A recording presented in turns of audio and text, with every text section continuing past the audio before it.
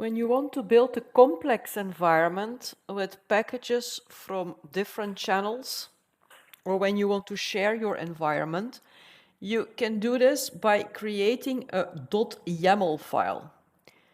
So a .yaml file is basically a text file. You can see an example here on the slide. So a text file with a special format. And this format is very important. So the first line needs to start with name followed by a colon. And what follows is the name that you want to give to your environment. So here we're going to create an environment that's called ondata2r.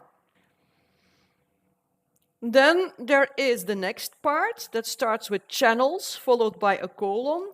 And here you give a list of all the channels that you're going to use for downloading the packages that you want to install. So in this environment here, ondata2r, we're going to install packages from the Conda Forge channel and from the Anaconda channel. The list of channels is followed by the dependencies. That's a list of packages that you want to install. And you can specify the version of these packages, as you can see. So you can specify the version of Python with a single equals then sign, and you can specify the version of each package, and that's with a double equals then sign. Not all packages can be installed via conda. Some packages can only be installed via pip. Remember the other way of installing packages in Python. And these need to be listed separately. That's what you see here. So pip followed by a colon, and then a list of packages that you want to install via pip. So pip is just an alternative for conda. We are not a big fan because conda is working better at taking care of dependencies and all these things. You can create this in any text editor. You can make them in Notepad if you want to. I typically make them in VS Code.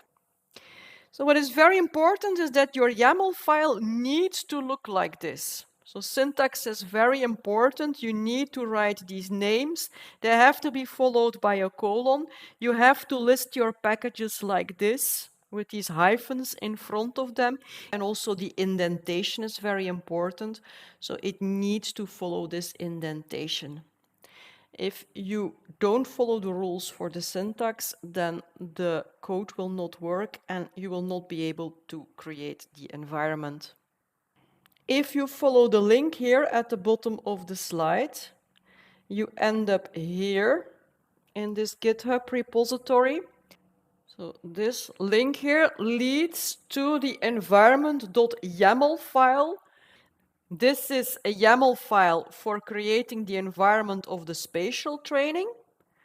You see that the environment will be called training environment. We are going to download packages from the PyTorch and the Conda Forge channels.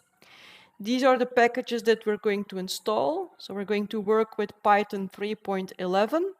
If you don't specify the versions of the packages, he will simply install the most recent one.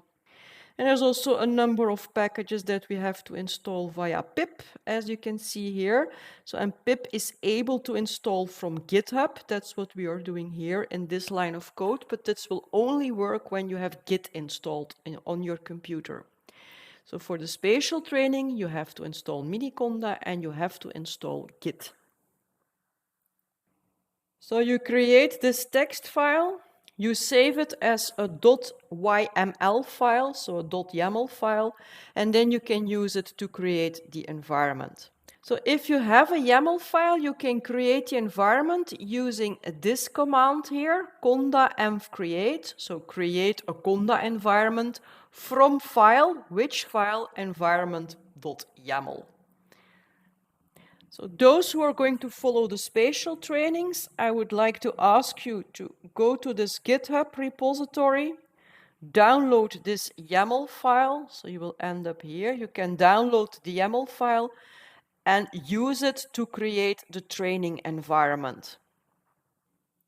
If you're going to do this, don't forget to first deactivate the active conda environment. So if you still have the other one active, first deactivate it before you create the next environment.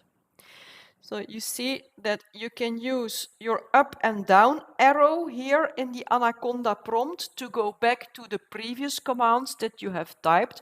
So if you want to run a command multiple times, use these arrows instead of typing it every time. Create the environment, try to activate it, and if that doesn't work, contact me as soon as possible so we can fix it.